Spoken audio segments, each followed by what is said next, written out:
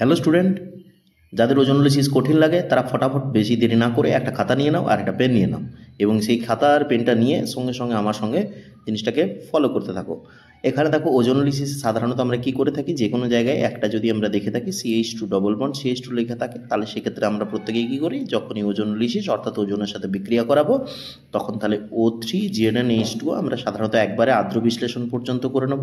তাহলে এইরকমভাবে যদি দেওয়া থাকে তাহলে সেক্ষেত্রে কী হবে, এই বিক্রিয়ার এই পাই বন্ড যেটা আছে সেই বরাবর ভাগবো এবং এটাকে দুদিকে দুটো অক্সিজেন লাগিয়ে দেবো। এটা খুব সোজা, কিন্তু সবারই যেটা প্রবলেম মাঝে মধ্যে থেকে থাকে সেটা হলো কি, যদি আমাকে বলে যে যে যৌগটা তৈরি হয়েছে অর্থাৎ এই অ্যালডিহাইডটা দিয়ে দিয়েছে, আমাকে এই অ্যালকিনটা খুঁজে পেতে হবে, তাহলে কি করব। তো সেই জন্য আজকের ভিডিও। তো প্রথমে আমরা কি করব, ওজোনোলিসিসের ব্যাক সিনথেসিস করার জন্য আমরা সাধারণত কি করব, চারটা যৌগের আমরা গঠন কিভাবে লিখতে হয় সেটা জেনে নেব। ফটাফট তা আপনার সাথে খাতায় তোমরা লিখে নাও। এখানে দেখো প্রথমে লিখবো অ্যাসিটালডিহাইড। অ্যাসিটালডিহাইডের সংকেত CH3CHO, তাকে আমরা লিখবো কিভাবে, CH3CH ডবল বন্ড O। আচ্ছা, তারপরে আছে অ্যাসিটোন। অ্যাসিটোনকে আমরা লিখে রাখবো কিভাবে, CH3 C double bond O। তারপরে দেখো গ্লাইঅক্সাল। গ্লাইঅক্সালকে আমরা যদি দেখি তাহলে সেক্ষেত্রে দেখবো গ্লাইঅক্সাল CHO হয়। আমরা দেখো এইরকম, এটাকে আমি দুমুখো সাপ বলে থাকি, দুদিকে দেখো অক্সিজেন আছে আর তারপর লাস্ট যেটা দেখতে পাবো সেটা হচ্ছে ফর্মালডিহাইড, অর্থাৎ তুমি যেটা পাচ্ছ H2C ডবল বন্ড O। তোমরা যদি এই চারটাকে যদি একবার গঠনগুলোকে করে নিতে পারো তাহলে তোমাদের ওজোনোলিসিসের ব্যাক সিনথেসিসের কোনো ঝামেলা তোমার জীবনে অন্তত আসবে না। তাহলে প্রথম থেকে বলি, এটা অ্যাসিটালডিহাইড, তাহলে এটা অ্যাসিটালডিহাইড।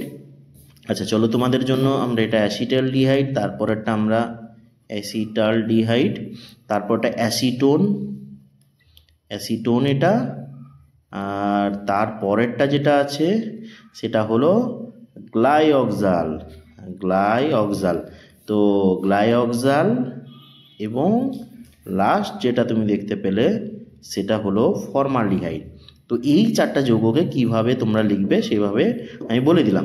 তাহলে এরপর তোমাদেরকে কি করতে হবে, তোমাদেরকে আমরা যেটা পেয়ে থাকি কোশ্চেনে, যে এদের মধ্যে যে কোনো না যে কোনো তোমাকে দেবে, দিয়ে বলবে যে এই অ্যালকিন থেকে এই অ্যালডিহাইড বা কিটোনগুলি তৈরি হয়েছে, তাহলে তোমরা অ্যালকিনটিকে শনাক্ত করো। তার জন্য তোমরা কি করবে, প্রথমে তোমাদেরকে ধরো বলে দিয়েছে কোনো একটা কোশ্চেনে যে দু অণু অ্যাসিটোন উৎপন্ন হয়েছে, তাহলে অ্যাসিটোনগুলোকে কী করতে হবে, আমরা যদি বিক্রিয়ার দিকে দেখি তাহলে প্রথমে দেখো ওজোনোলিসিস করার সময় কী করেছিলাম, পাইবন্ধনগুলোকে ভেঙে এই যে পাইবন্ধনটাকে এই বরাবর দুভাগ করেছিলাম এবং দুদিকে দুটো অক্সিজেন লাগিয়ে দিয়েছিলাম। তাহলে এই ক্ষেত্রে কী করবো, ওই অক্সিজেন মুখ দুটোকে কী করতে হবে, আমাদের একদিকে রাখতে হবে, যাতে করে এই অক্সিজেনগুলোকে তুলে দিয়ে আবার পাইবন্ধনগুলোকে তুলে দিতে পারি, অর্থাৎ পাইবন্ধনগুলোকে জুড়ে দেওয়াই এখানে কাজ, আর কিচ্ছু না। তাহলে আমাকে কোশ্চেনে কী বলেছিল, দুই অণু অ্যাসিটোন। তাহলে দুই অণু যদি অ্যাসিটোন হয়, দুই অণু অ্যাসিটোন উৎপন্ন হয়েছে এমন একটা অ্যালকিন, সেই অ্যালকিনের ওজোনোলিসিসে সেটাকে আমাকে করতে হবে। চলো তাহলে আমরা ফটাফট কী করবো, অ্যাসিটোন দুটোকে লিখবো। অ্যাসিটোন দুটোকে কীভাবে লিখতে হয় দেখো, এখানে লেখা আছে CH3 C double bond O, অর্থাৎ এখানে তোমরা দেখতে পাচ্ছ CH3 C double bond O। এইভাবে লিখতে হবে এমনভাবে যাতে করে দুটো অক্সিজেন যেটা আছে ওই ডবল বন্ড করে সেটা যেন কাছাকাছি থাকে, অর্থাৎ একই দিকে থাকে অক্সিজেন এটা। এবার কি করব, পরেরটা যেটা আছে সেটাকে উল্টো দিক থেকে লিখবো, O লিখবো আগে, তারপর C লিখবো, তারপর CH3 ব্যাস হয়ে গেল ফটাফট।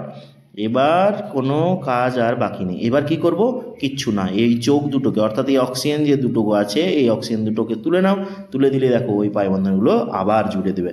অর্থাৎ তোমরা যদি কেউ রাবার পেন ব্যবহার করো, অর্থাৎ রাবার দিয়ে তোমরা যদি এটাকে মুছিয়েও দাও, তাহলে কিন্তু রাবার দিয়ে মুছিয়ে দেওয়ার সঙ্গে সঙ্গে দেখো এটা কিন্তু আবার জুড়ে যাবে, অর্থাৎ তুমি তৈরি করে ফেললে অ্যালকিনটা, একদম সোজা।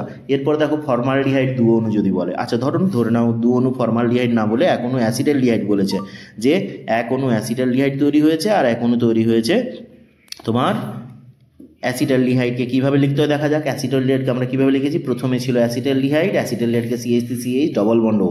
এই যে এখানে অ্যাসিটালডিহাইডকে এইভাবে লিখতে হয়, তাহলে আমরা অ্যাসিটালডিহাইড লিখবো CH3CH ডবল বন্ড O।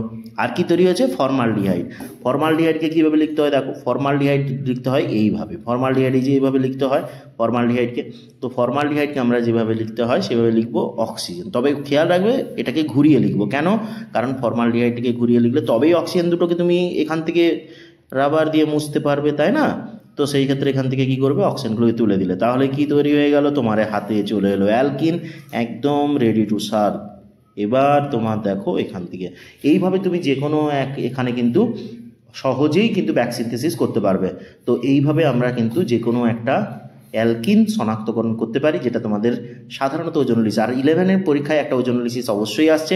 তোমরা এই যে জায়গাটায় আমরা দেখলাম, এই যে 4টা যে যৌগের কথা বলেছিলাম, সেই 4টা যৌগ কিন্তু তোমাদেরকে একটু ভালো করে নিতে হবে।